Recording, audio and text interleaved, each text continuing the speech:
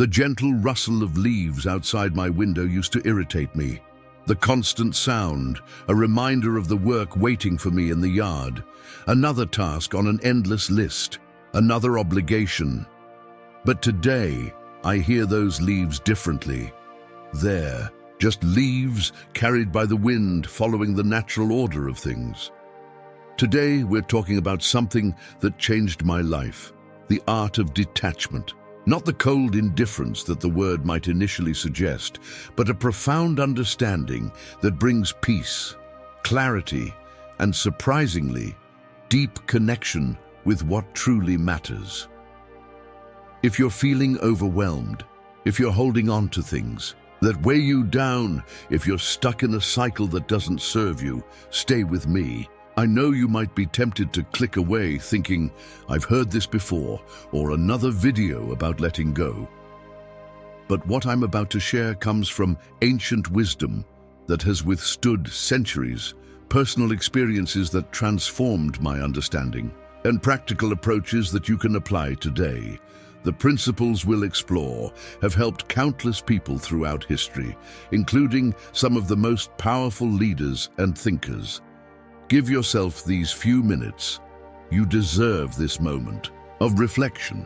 The ancient Stoics had a term for what we're discussing, apatheia. Not apathy as we understand it today, but a state of mind free from disturbance by passion, a calm equanimity in the face of life's ups and downs. This concept exists at the heart of detachment, not as an escape from life, but as a way to engage with it more fully and authentically. As the Stoic philosopher Epictetus wisely observed, make the best use of what is in your power and take the rest as it happens. Some things are up to us and some things are not up to us. These words, written nearly 2,000 years ago, still resonate because they speak to a universal human struggle. We exhaust ourselves trying to control the uncontrollable, attach ourselves to outcomes beyond our influence, and then wonder why we feel frustrated, anxious, and drained. The modern world has only amplified this tendency. We're constantly bombarded with messages that tell us to want more, be more, do more. Social media platforms have us comparing our behind the scenes with everyone else's highlight reels. News cycles keep us in perpetual states of anxiety. Work. Cultures glorify hustle and burnout. And in all this noise, we've lost something essential, the ability to distinguish between what deserves our attachment and what deserves our release. I know this because I lived it. For years, I attached my sense of worth to external validation. I measured success by standards that weren't my own. I held on to relationships that had run their course because I feared the emptiness that might follow. I clung to possessions I didn't need because they represented something I thought I was or should be. And I exhausted myself trying to control circumstances that were, by their very nature, uncontrollable. Then, during one of the darkest periods of my life, I encountered the Stoic philosophers. Their words, written centuries ago, spoke directly to me, offering a framework for living that was both radically simple and profoundly challenging. Marcus Aurelius, the philosopher emperor, wrote in his Meditations, "You have power over your mind, not outside events. Realize this, and you will find strength." This idea, so contrary to how I had been living, became my starting point. I began to recognize the distinction between what I could control and what I couldn't. I started to examine my attachments and ask myself difficult questions. Why am I holding on to this? What fear is driving this attachment? What would happen if I let go? The answers were rarely what I expected. My attachments weren't protecting me, they were limiting me. My attempts to control weren't creating security, they were generating anxiety. My resistance to letting go wasn't preserving what mattered. It was preventing me from discovering what truly did. But detachment isn't about indifference or disengagement. It's not about building walls or becoming emotionally distant. The Stoics never advocated for withdrawal from life. Quite the opposite. They believed in full participation in society, in relationships, in civic duties. What they advocated for was a change in our relationship to these things. As Seneca put it, it is not that we have a short time to live, but that we waste a lot of it. Life is long enough, and a sufficiently generous amount has been given to us for the highest achievements if it were all well invested. This is the essence of detachment as the Stoics understood it. Not a retreat from life, but a reorientation of how we engage with it. It's about investing our finite time and energy in what truly matters by releasing what doesn't. So how do we apply this ancient wisdom to our modern lives? How do we detach and move forward in practical, meaningful ways? First, we must understand that detachment begins with awareness. We cannot release what we don't recognize we're holding. This awareness develops through reflection, through questioning our automatic responses, through examining our patterns of attachment and control. Consider your reactions when things don't go as planned. Do you become upset, anxious, frustrated? These emotions are signals pointing to attachments, to outcomes, to expectations, to a particular vision of how things should be. The Stoics would say these emotions arise not from the events themselves, but from our judgments about these events. As Epictetus said, "It's not what happens to you, but how you react to it that matters." When we understand this, truly understand it, we begin to see that our power lies not in controlling external circumstances, but in choosing our response to them. We begin to recognize that our attachments are not fixed realities, but chosen perspectives, and what can be chosen can also be unchosen. This isn't easy work. We're going against deeply ingrained patterns, cultural conditioning, and often our immediate instincts. But the freedom that comes with learning to detach is worth the effort. I remember the first time I consciously practiced detachment in a challenging situation. I'd been passed over for a promotion I was certain I deserved. My initial reaction was a familiar cocktail of anger, resentment, and self-doubt. But instead of letting these emotions drive my response, I paused. I reminded myself that while I couldn't control the decision, I could control my reaction to it. I asked myself, what is within my power in this situation? What is beyond my control? What am I attached to here? The actual role, or what I think the role says about me? What would happen if I let go of these attachments? The answers didn't come immediately and the process wasn't comfortable. But gradually, I felt a shift. The situation hadn't changed, but my relationship to it had. I could see opportunities I had been blind to before. I could consider feedback I had been too defensive to hear. I could make choices based on what would truly serve my growth, not just my ego. This is what the Stoics meant when they spoke of apatheia, not an absence of feeling, but a freedom from being controlled by our feelings. Not a passive acceptance of whatever happens, but an active engagement with what is within our power to change. The ancient Stoic philosophers understood something profound about human nature. Our suffering comes not from what happens to us, but from our reaction to what happens. They recognized that we expend enormous energy trying to control things beyond our influence, while neglecting what is actually within our power: our judgments, our values, our choices. Seneca, in his letters, wrote, "We suffer more often in imagination than in reality. How much of your stress, your anxiety, your fear comes not from what is actually happening, but from what you imagine might happen?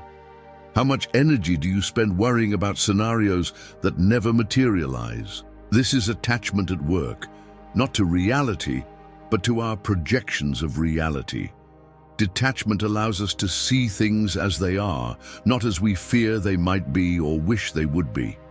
It creates space between stimulus and response, between what happens and how we choose to react.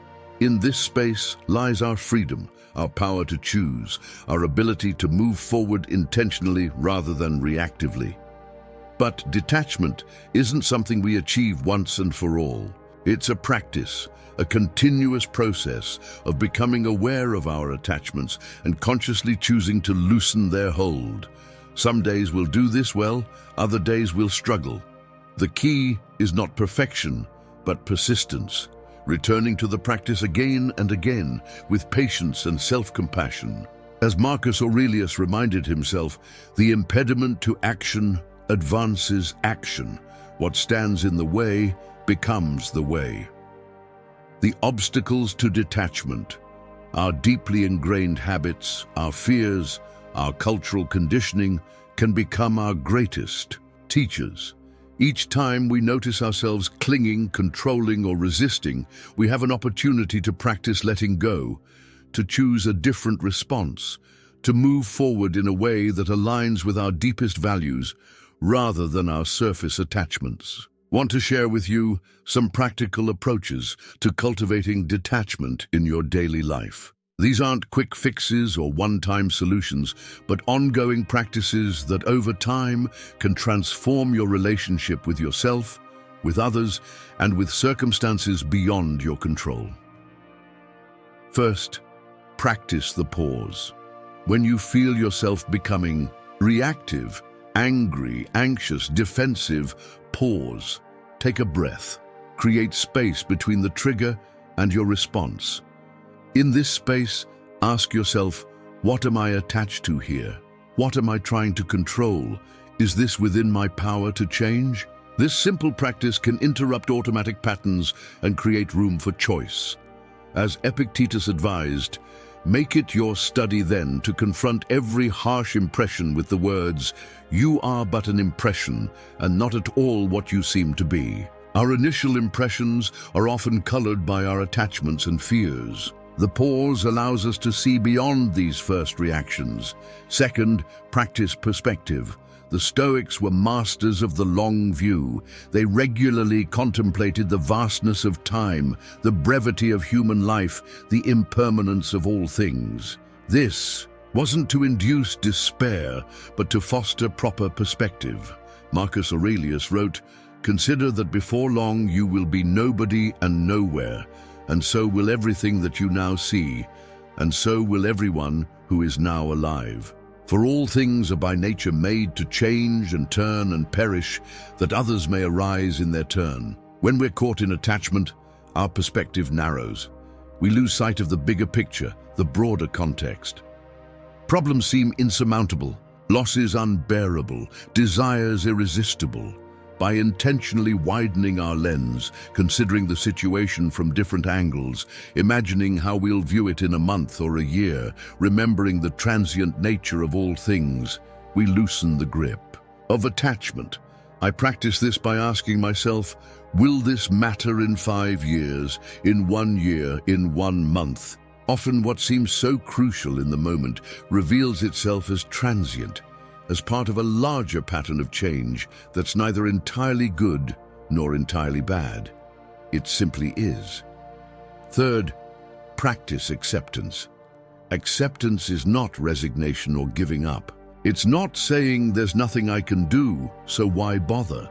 Rather, it's a clear-eyed recognition of reality as it is, which is the necessary starting point for any effective action. The Stoics distinguished between what is within our control and what is not. What is within our control, our judgments, our values, our choices, our actions. What is not within our control? External events, the actions of others, the outcomes of our efforts, the judgments others make about us. When we accept what is beyond our control, we free up energy to focus on what is within our control. We stop exhausting ourselves fighting against reality and start working with it instead. As Epictetus put it, do not seek to have events happen as you want them to, but instead want them to happen as they do happen, and your life will go well. This doesn't mean we never try to change things. It means we recognize the limits of our control and work within them. We do what we can, where we can, with what we have. and we let go of the rest. Fourth, practice gratitude. Attachment often stems from a sense of lack. We cling to things because we fear not having enough, not being enough. Gratitude counters this by focusing our attention on what we already have rather than what we lack. Seneca wrote, "He who is not satisfied with a little is satisfied with nothing." When we practice gratitude, we begin to recognize the abundance that already exists in our lives. We see that much of what we truly need, we already possess. This awareness loosens the grip of attachment and creates space for contentment. I found that a daily gratitude practice, simply noting 3 things I'm grateful for each day, has profoundly shifted my relationship with attachment. It's not that I never want things, but my wanting comes from a place of appreciation rather than lack. I can pursue goals without attaching my happiness to their achievement. Fifth, practice letting go. Start small. Identify areas of your life where attachment is causing suffering. Perhaps it's clinging to possessions you no longer need, holding on to resentments that only poison your present, maintaining relationships that drain rather than nourish you, or pursuing goals that no longer align with your values. Choose one area and practice letting go, not all at once, but gradually, intentionally. Notice the resistance that arises and sit with it. What fears come up?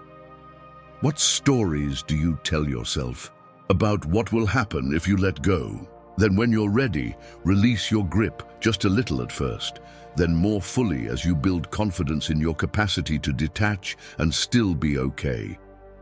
Remember, as Marcus Aurelius said, "Loss is nothing else but change, and change is nature's delight." What we call loss is often just life in motion, the natural flow of change that no amount of attachment can stop. When we learn to move with this flow rather than against it, we discover a profound freedom, the freedom to be fully present, fully engaged, without being bound by attachment to how things were or how we think they should be. Now, I want to address some common misconceptions about detachment, because when I first started exploring these ideas, I had plenty of them myself.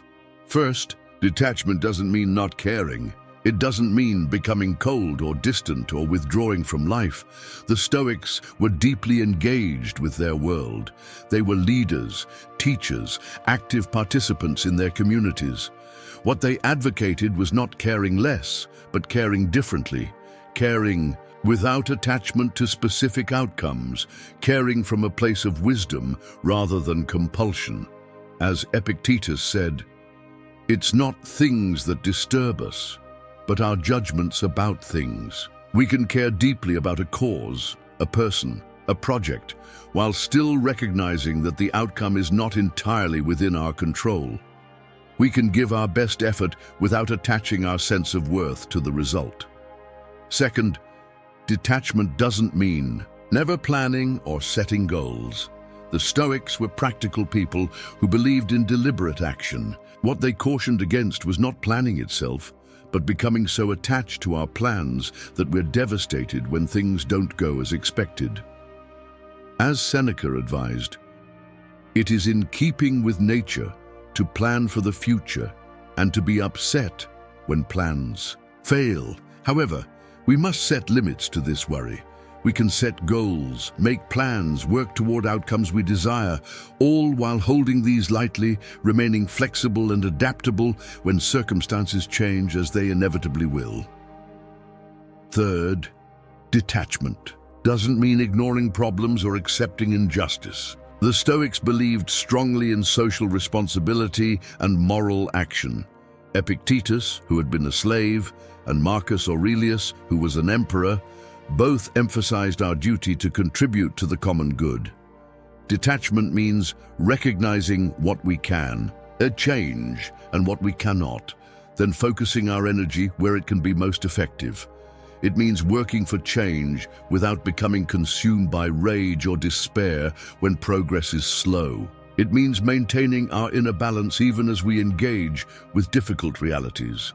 As Marcus Aurelius wrote, "Be like the promontory against which the waves continually break, but it stands firm and tames the fury of the water around it." Fourth, detachment doesn't happen overnight. It's not a destination we reach once and for all, but a path we walk day by day, moment by moment. There will be times when we slip back into old patterns of attachment and control. This isn't failure. It's part of the process, an opportunity to practice again, to learn more deeply. The Stoics understood this. They didn't expect perfection, even from themselves. What they advocated was continuous practice, a commitment to returning to these principles again and again, with patience and persistence. As Epictetus said, "Practice yourself for heaven's sake in little things, and thence proceed to greater." We start where we are, with what we have. We practice with the small attachments before tackling the larger uns. We celebrate our progress without becoming attached to the idea of becoming perfectly detached, which would be, ironically, just another form of attachment. I've found that the practice of detachment grows easier with time, not because the attachments become less compelling, but because we build confidence in our capacity to let go and still be okay. We learn to trust the process, to recognize that what we release often makes space for something better, not always what we expected, but what we need. Now, let's talk about what becomes possible when we learn to detach and move forward. Because detachment isn't just about avoiding suffering, it's about creating space for a fuller, more authentic life. When we release our attachment to external validation, we can act from our own values rather than others' expectations. When we stop trying to control outcomes, we can fully engage with the process. When we let go of past hurts, we create space for new connections. When we detach from fixed ideas about who we are, we open ourselves to growth and possibility. The Stoics called this state eudaimonia, often translated as happiness, but more accurately understood as flourishing or living well. It's not a fleeting emotional state, but a deep well-being that comes from living in alignment with our nature and with nature as a whole. As Marcus Aurelius wrote, "Very little is needed to make a happy life. It is all within yourself, in your way of thinking."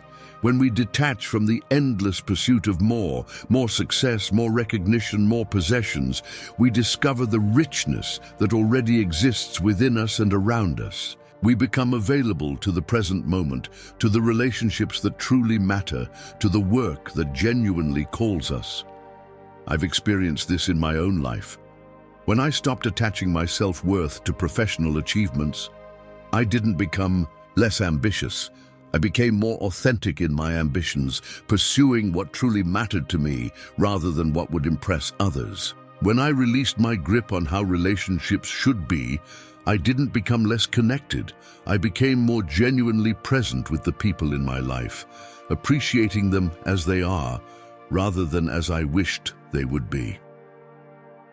The practice of detachment has given me something I never expected, a profound sense of freedom. Not freedom from life's challenges, they still come as they do for everyone, but freedom in how I meet these challenges. Freedom to choose my response rather than being driven by attachment and fear. Freedom to engage fully with life without being controlled by it. As Epictetus, who had known the literal bondage of slavery, wrote, "Freedom is not achieved by satisfying desire, but by eliminating it." This is the promise of detachment, not an absence of desire, but a freedom from being controlled by desire. Not an absence of care, but a wisdom in how we care. Not an absence of engagement, but a more authentic way of engaging. The path of detachment isn't always easy. It asks us to face our fears, to question our assumptions, to release our grip on the familiar, even when the unknown seems frightening. It requires courage, patience, and a willingness to sit with discomfort as we learn new ways of being. But what waits on the other side is worth the journey, a life of greater peace, greater authenticity, greater freedom. A life where we can fully appreciate what is here now without clinging to it. A life where we can move forward, not because we're running from what was or grasping for what might be, but because movement itself is the nature of life. And we have learned to flow with it rather than against it. As you go from here, I invite you to begin your own practice of detachment. Start small. Notice where attachment is causing suffering in your life. Practice the pause, practice perspective, practice acceptance, practice gratitude, practice letting go, just a little at first, then more as you build confidence. Remember that this is not about achieving some perfect state of detachment, but about loosening the grip of attachment enough to create space for choice, for authenticity, for a different way of engaging with life. The ancient Stoics offer us wisdom that has endured for centuries because it speaks to something fundamental in human experience, our struggle with attachment and our capacity for freedom. Their teachings are not relics of the past, but living insights that can transform how we live today. As Seneca wrote, the greatest obstacle to living is expectancy, which hangs upon tomorrow and loses today. When we detach from our fixation on how things should be, we become available to how things are. We reclaim today from our worries about tomorrow. We discover that much of what we thought we needed to hold on to was actually holding on to us, limiting our movement, restricting our growth. In letting go, we don't lose what truly matters. We find it. We don't become less. We become more fully ourselves. We don't detach from life. We engage with it more deeply, more authentically, more fully. This is the paradox at the heart of detachment. What we release, we often find in a truer form. What we stop grasping for often comes to us naturally. What we accept as it is often transforms in ways we couldn't have imagined. I'll leave you with these words from Marcus Aurelius, words that have guided me through my own journey of learning. To detach and move forward, accept the things to which fate binds you, and love the people with whom fate brings you together, but do so with all your heart. May you find the wisdom to detach from what no longer serves you, the courage to move forward into new possibilities, and the heart to fully engage with life as it unfolds, not as you wish it would be, but as it is, with all its challenges and all its gifts. Thank you for staying with me through this exploration. Remember, the journey of detachment isn't about reaching a destination. It's about how we travel, the awareness we bring, the choices we make along the way. And it's a journey we're all on together, learning as we go, growing through each letting go, discovering what becomes possible when we detach and move forward.